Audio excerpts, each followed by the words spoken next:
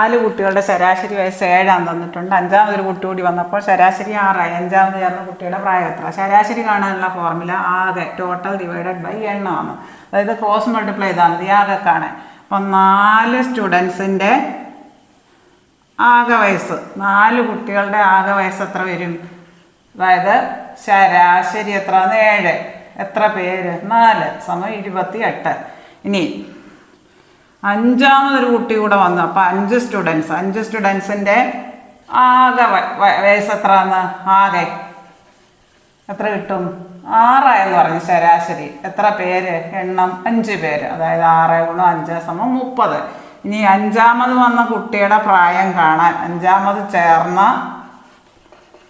കുട്ടിയുടെ പ്രായമാണ് ചോദിച്ചേക്കുന്നത്. കുട്ടിയുടെ വയസ്സ് കാണാൻ എന്ത് ചെയ്താൽ മതി? ഇത് കുറച്ചാൽ മതി. 30-ൽ നിന്ന് 28 കുറച്ചാൽ മതി. അതായത്